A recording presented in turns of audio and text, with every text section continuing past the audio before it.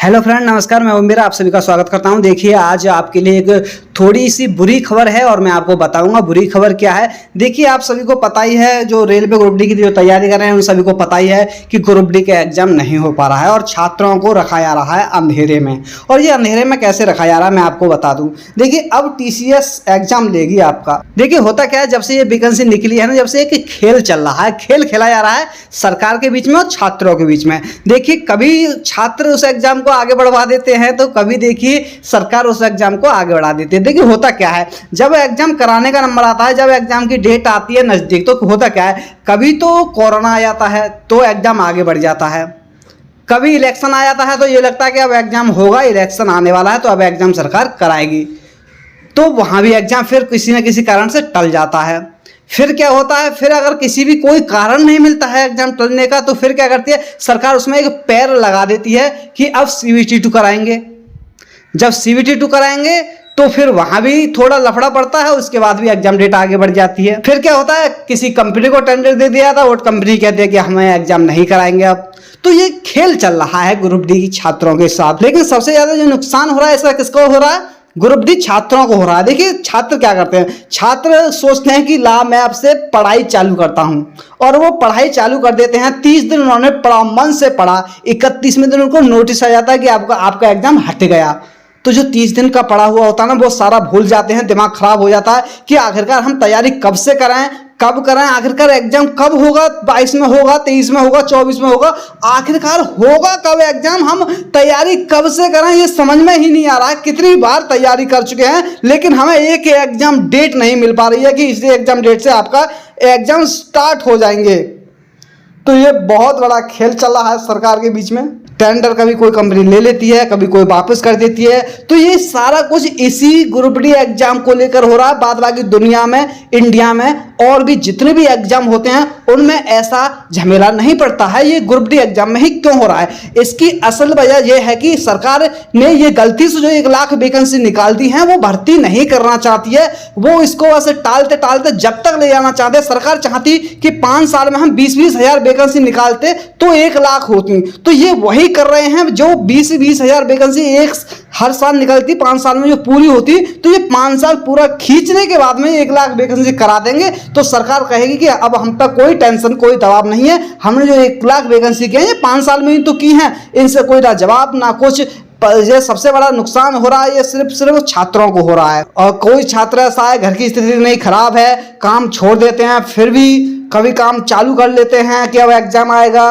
वो किसी की समझ में ये नहीं आ रहा है आखिरकार हम जो रेगुलर तैयारी करें, आखिरकार कब से करें, किस बेस पे करें। किसी ने 2021 में सोचा था एग्जाम होगा, 20 की करंट अफेयर पढ़ डाली, 21 की करंट अफेयर पढ़ डाली, अब पता नहीं 23 में भी होगा, 24 में भी होगा, कब एग्जाम होगा। तो देखिए, जब ऐसा खेल चल रहा है तो मैं आपसे बता दूं, जो आप सोच रहे हैं कि जुलाई में एग्जाम होगा, तो अगर जुलाई में एग्जाम कराना चाहती है सरकार तो ये टेंडर बहुत ही जल्दी किसी और कंपनी को दे दिया जाएगा, क्योंकि टीसीएस के पास समय नहीं है इस समय। जुलाई अगस्त में टीसीएस आपका जुलाई अगस्त में एग्जाम नहीं ले सकती है। तो जो अगर आपका एग्जाम जुलाई अगस्त में सरकार रियल में कराना चाहती है तो वो एग्जाम आपको किसी और कंपनी को, थर्ड कंपनी को दे दिया जाएगा इसका टेंडर, और आपका एग्जाम हो सकता है। लेकिन उम्मीद तो नहीं की जा सकती कि आपका एग्जाम जुलाई में होगा। अगर आपका एग्जाम टीसीएस ही लेती है तो फिर अब आपका एग्जाम जो है 2023 में चला जाएगा, 2022 में फिर आपका एग्जाम ग्रुप डी वाला होने वाला नहीं है, क्योंकि 2022 में टीसीएस के पास इतना समय नहीं है कि वो आपका ग्रुप डी एग्जाम करा ले। जो भर्ती हो पाएगी, जो फाइनल यानी कि फाइनली सिलेक्शन हो पाएगा जो आपका रेलवे ग्रुप डी वालों का, वो 2024 तक ही हो पाएगा। तो हो सकता है कि 2024 का इलेक्शन तो अब इनको लेना ही लेना है इस भर्ती से।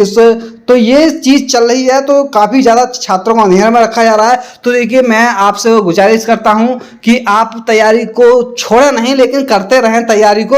आप कहेंगे सर कब तक तैयारी करें, फिर भी धीरे धीरे तैयारी करते हैं ना। और मैं आपसे कहूंगा कि अगर आपके पास स्टेट लेवल या और कोई भी एग्जाम है तो आप उस पर ज्यादा फोकस करें। ग्रुप डी को अभी थोड़ा साइड में रख लें जब तक कि आपका एग्जाम डेट क्लियर नहीं हो जाता कि आप इस डेट से एग्जाम देने जाओगे। जब तक इसको साइड में रख करके 1-1.5 घंटे आप पढ़ते रहें, बस साइड में पढ़ते रहें, बाद बाकी आप किसी और एग्जाम की तैयारी करें। तो ये काफी खेला चल रहा है, तो इस खेल का अभी किसी को समझ में नहीं आ रहा है। देखिए, ये सरकार का किसी को ये खेल समझ में नहीं आता है कि आखिरकार होता क्या है, हो क्या रहा है।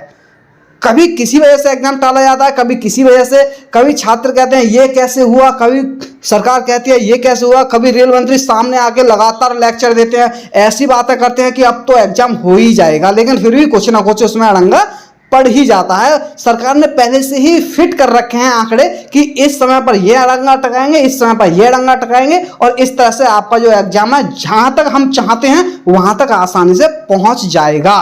तो आपका एग्जाम बहुत डिले होने वाला है।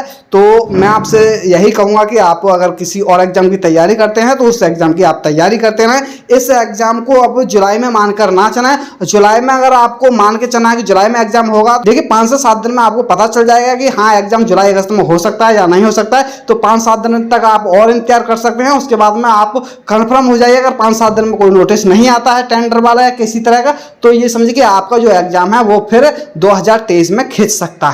तो इस वीडियो में बस इतना ही। मैं आपको यही बताना चाहता था कि सरकार इसमें छात्रों को बहुत बड़ा धोखा दे रही है और टाइम से एग्जाम नहीं करा रही है।